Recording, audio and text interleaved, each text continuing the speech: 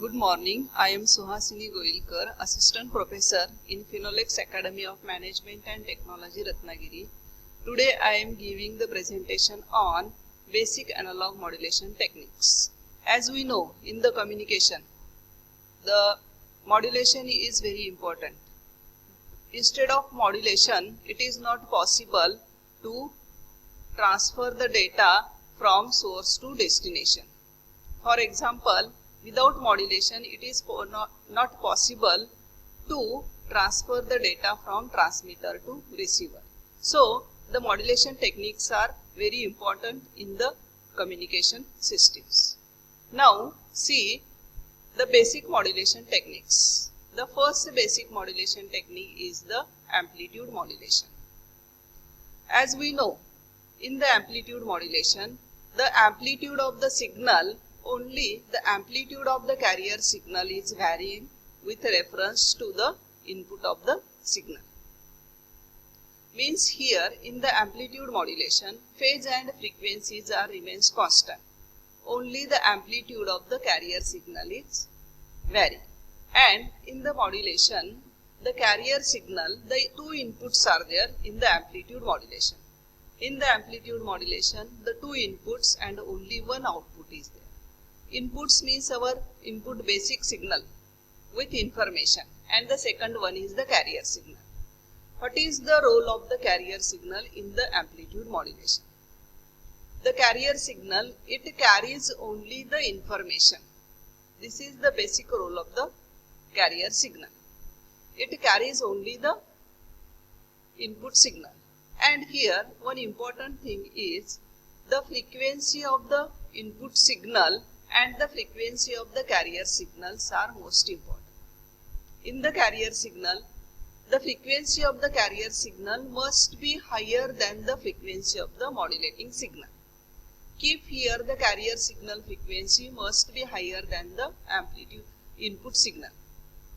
Then and only then here it is possible to carry the information with the carrier signal safely, means without any disturbance. If the carrier signal frequency is higher, then here it is not possible to add the errors, to introduce the errors in the signal. Okay, now see the amplitude modulation, output of the amplitude modulation. Suppose consider the analog signal, input signal, sinusoidal signal with its information and the carrier signal. Suppose consider here the 10 kilohertz input signal, basic signal, and the 100 kilohertz carrier signal. Means here this carrier signal, it carries the 10 kilohertz information signal. That is the output. Just it is the multiplication of these two. Means here we will get here the amplitude modulated signal. Now see the second type, that is the frequency modulation technique. In the basic analog modulation technique, the frequency modulation is the second type. Frequency modulation means what? First see the frequency modulation means what? Here in the frequency modulation, the frequency of the carrier signal is varying with reference to the frequency of the input signal, and the amplitude and the phase remains constant. In the frequency modulation, here also in the modulation block, here also the two inputs, that is our input signal and the carrier signal. Carrier signal, here also the carrier signal is required.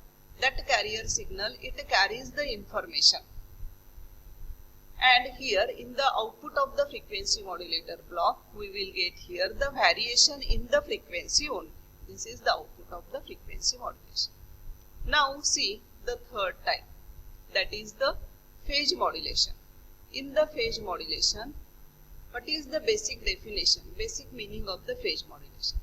In the phase modulation, here also the two inputs are, that is the our input signal and the carrier signal, and in the output we will get here the phase variation.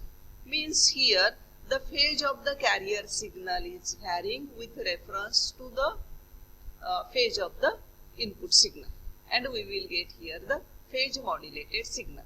These are the three basic modulation techniques: amplitude modulation, frequency modulation, and phase modulation. Generally in the analog communication, amplitude modulation is used. Some advantages are there in the frequency modulation over the amplitude modulation, and in phase modulation also some advantages are there over the amplitude and frequency modulation. And in the phase modulation, generally nowadays the digital communication is used to transfer the data from source to destination, and here the phase modulation is generally used. As compared to amplitude and frequency modulation, by using the phase modulation techniques, the noise less noise is introduced as compared to amplitude and frequency modulation. Thank you.